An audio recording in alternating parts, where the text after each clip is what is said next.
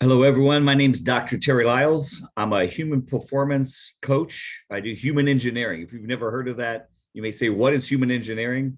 It's what I do in the aircraft business as well as the race car business that engineers do to the aircrafts and the race cars. But I just do it with people. So I heard there's a lot of people in your organization. So I think I fit in your culture. So I'm a human performance management specialist. And this is what I do for 2.5 decades. What I've been working on is performance management. So I do work with United States Navy SEALs, all special forces, as well as fighter pilots. I work with Space Command, and it's all around debriefing and helping individuals perform under pressure. My latest book is called Performance Under Pressure. I've written several books. This is the one that I'm focused on now because it seems to fit in this post-COVID 2.0 world, as I call it, that we're living in. Everybody's trying to figure out how do we not reinvent what's happening, but understand what has happened and adjust and navigate to it. So part of that is this performance management piece about how do we perform under pressure. Some of us are working more from home versus in an office space. Some are traveling less than we used to. Some may be traveling a little more now. There's all these restrictions that have gone on that has confused the whole world. The performance management piece I love is that we need to navigate in a north version. We got to get past, okay, it's an excuse. What has happened? How do we go to the next level? How do we create excellence in this world that we live in, regardless of our industry of expertise and sales and marketing and branding and all the things that we do? How do we excel to that? How do we thrive in a negative environment where people are finding excuses? People don't want to travel. They're, struggling with all kinds of things in our environment now. The political structure, the ecosystem, the economics of our globe right now has changed. A lot of things has changed. Folks, that's all just gravity. I do stress management, what I call stress evolution management, which is basically the utilization of stress.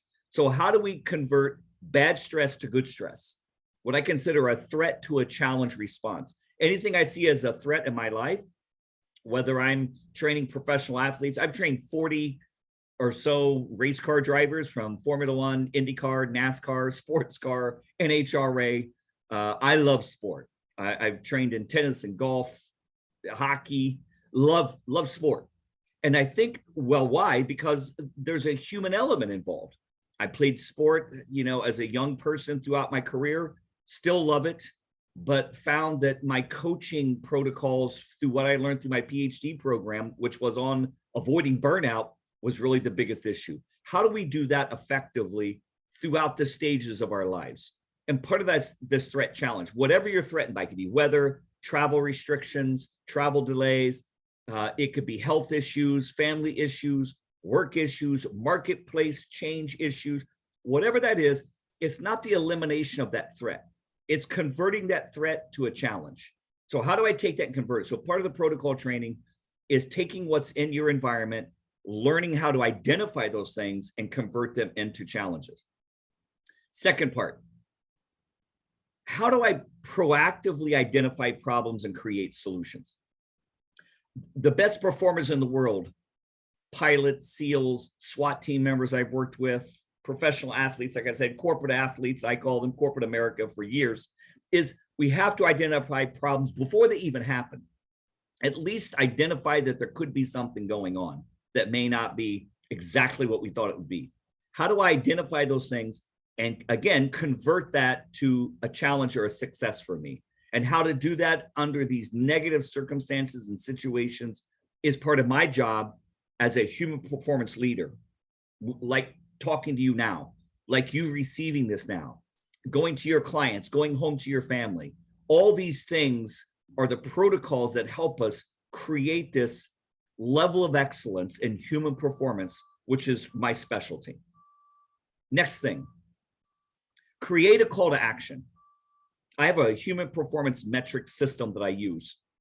I measure multiple aspects of who we are mentally, emotionally, spiritually, and physically. Those are the four wheels on the same car. As I commonly say, you don't have to have four flats going to the office or going to the store one day to have a problem. You only need one flat. It could be a mental flat. I have distractions. I can't concentrate today. I'm fuzzy emotionally. I haven't transponded and reacted correctly to what happened yesterday. I'm still in that space of a bad call, a bad situation, possibly an argument with the spouse or significant other. It could be that simple. It's recovery speed, which is a whole piece that we get into in this training methodology of how do I recover from that piece spiritually.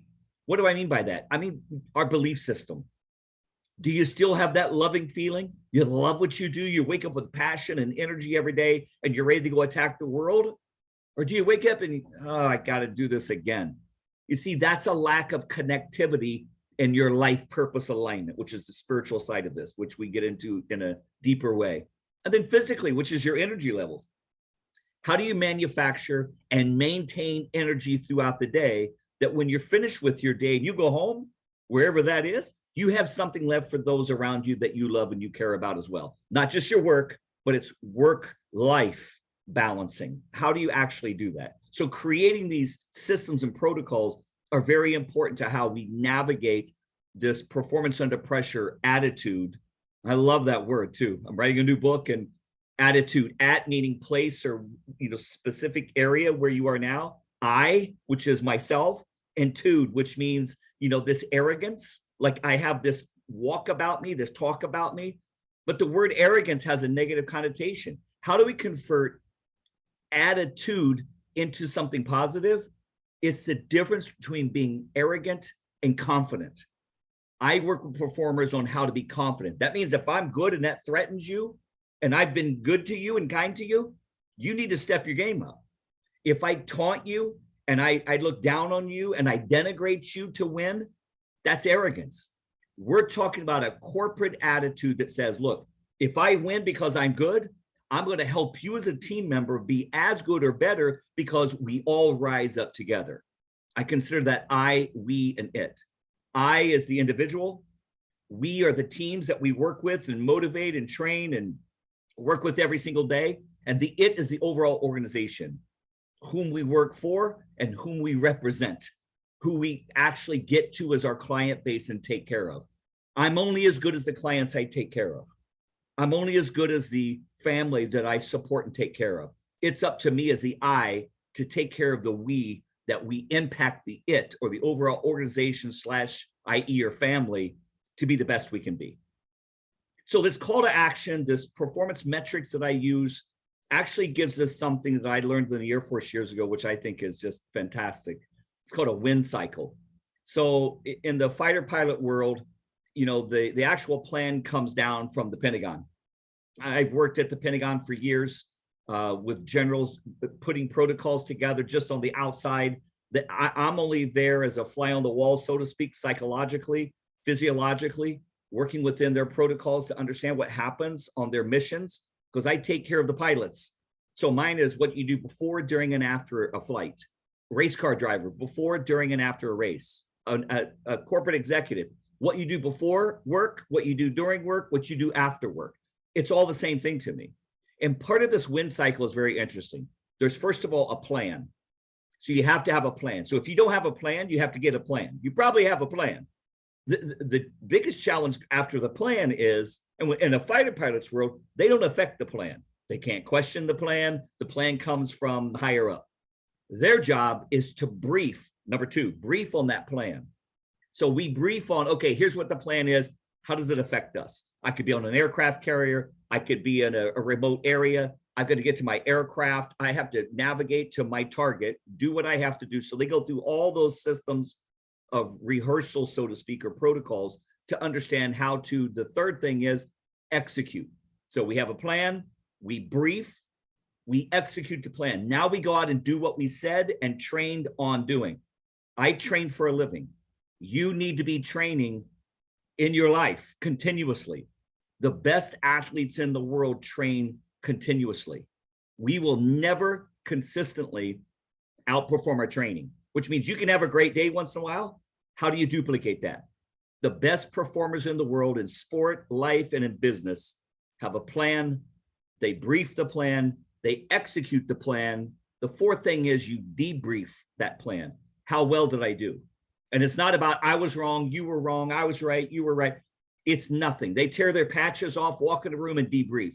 Pilot 1, pilot 2, pilot 3, pilot 4. Here's what happened, good, bad, and ugly. Because we want to go out and not just live to go out again, but execute flawlessly. Flawless execution comes from executive level planning, briefing, executing, and then debriefing.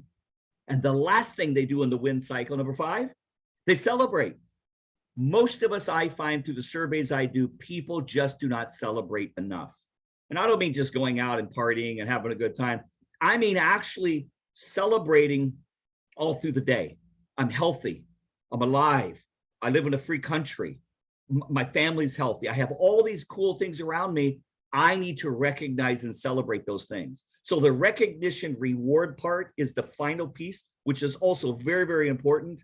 And I know, your company does a great job at doing that. However, we have to go through the system to actually receive that recognition, to be awarded with the reward of what we did. So hopefully in the human performance world of what you do every day, I look forward to being able to break that down with you, sharing what that is in a modular level, and know that human performance is everything that we are mentally, emotionally, spiritually, and physically. And that's why performance under pressure is something I know that can work in your world, in your space, and elevate who you are as a person, as a navigator, and as a procurement person for overall success. So I look forward to talking to you soon.